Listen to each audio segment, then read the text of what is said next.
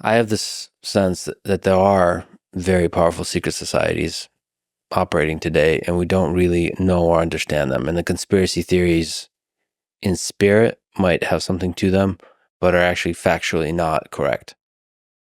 So, like, an effective, powerful secret society or intelligence agency is not going to uh, let you know anything that it doesn't want you to know, right? They'll probably mislead you if you get that Mislead. close. So I think, the question is, what's the most powerful or important secret society? Probably the one you don't know about, one that doesn't advertise its existence, the one which is never known anywhere under its real name. You've got things like the Bohemian Club.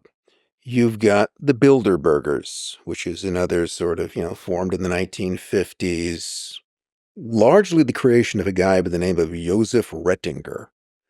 Polish, mysterious, appears out of nowhere, a schemer for years. A man expelled from Britain, France, and the United States at one point or another. Long active in the Mexican labor movement. All right, okay. Rettinger is a mysterious figure. In fact, I think there was even a book written about him called Eminence Grise, Gray Eminence. The fellow who's the front man for the Bilderbergers was Prince Bernhard of the Netherlands, who was at one point a Nazi and then a Dutch freedom fighter.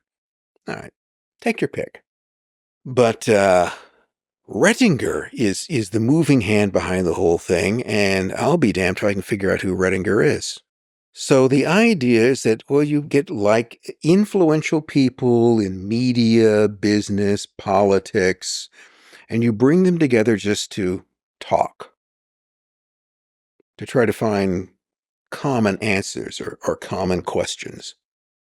It's all very much sort of Western European, Anglo-European. I mean, all very closely sort of connected to NATO. The whole concept of a kind of Atlanticist world, which is essentially the Anglo-American combined with Western Europe. But you got a bunch of these things. I mean, the Council on Foreign Relations is very similar to that, and the Bilderbergers, and there's an overlap with the Bohemian Club, and then you've got the Pinay Circle, or Les Cercle, which is more military, but also linked to the so-called secret Gladio. The idea if the Soviets overran Western Europe, there would be a stay-behind organization called Gladio. There'd be these freedom fighters. So the question I have about that is that how many secret organizations do you need? I mean, why all these separate groups, which often seem to have the same people into them? Yeah, the closer I look, the more I wonder the same question we asked about the Russian intelligence agencies is where's the center of power? It seems to be very hard to figure out. Does the secrecy scare you? Well, I guess on one level, I'm comforted that there's somebody actually making decisions as opposed to. I mean, what do you want? Do you want chaos or do you want everything kind of rigidly controlled? And I don't put much stock in the idea that there actually is some small group of people running everything, because if they were, it would operate more efficiently. I do think that there are various disparate groups of people who think that they're running things or try to. And that's what concerns me more than anything else. Well, I hate to go back to them again, because after bringing up, you go back to the Nazis, they had their whole idea about a new world order, and they only had 12 years to do it. And look what a mess they made. I mean, look at the damage, the physical damage that can be done by an idea inspiring a relatively small group of people controlling a nation based upon some sort of racial or ideological fantasy that has no real basis in reality and yet guides their actions. It's this differentiation that I always make, and I would try to get across to students, between always be clear about what you know and what you believe. You don't know many things. You know your name. You know when you were born. you probably know who your father is, but that's not absolute unless you've had a DNA test, and only if you trust DNA tests. So you know who your mother is. Mhm. You believe this man is your father. Why? Because your mother told you he was. So you believe things generally because someone has told you this is to be true, but you don't really know for sure. Well, because we know so little, we tend to go by beliefs. So we believe in this, or we believe in that. You believe that your cult leader is the answer to everything, and it seems to be very, very easy to get people to believe things. And then what happens is that whether or not those beliefs have any real basis in reality, they begin to influence your actions. So here again, regrettably in some ways, to bring it back to the Nazis, what were the Nazis convinced of? They were convinced that Jews were basically evil aliens. That's what it comes down to. They weren't really humans. There's some sort of evil contamination which we must eradicate. And they set out to do that.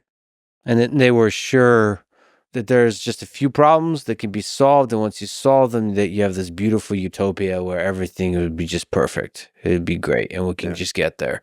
And I think it's really strong belief in a global utopia. It just never goes right. It seems like impossible to know the truth in it. For some reason, not long ago, I was listening on YouTube to old wobbly songs. Internet. Right. The Workers of the World. I don't know why. I didn't know there was a whole album of wobbly songs. Mm-hmm. But, and there was one of them called Commonwealth of Toil. And like most of them, they're sort of taken from gospel songs.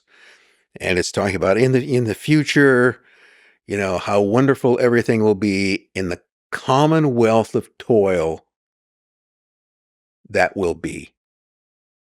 And now these are, revolutionary leftists, in this case, wobblies, but nonetheless, it's like a prayer for communism. Everything now in the future, everything will be good because the earth will be shared by the toilers, and from each his abilities to each according to his need, and it's this kind of sweet little song in some way. But I'm just sort of imagining this. If I was going to stage that, I'd have like this choir of children singing it with a huge hammer and sickle behind them, because that's what it's combining. And you can think that the sentiments that are expressed in that song, which, are legitimate in some way, of all the horrors that then leads to. It is fascinating about humans. A beautiful idea on paper, an innocent little idea about a utopian future can lead to so much suffering and so much destruction and the unintended consequences that you see described. Law of unintended consequences. And we learn from it. I mean, that's why history is important. We learn from it. Hopefully. Do we? Slowly. We're slow learners. I'm unconvinced of that, but perhaps it's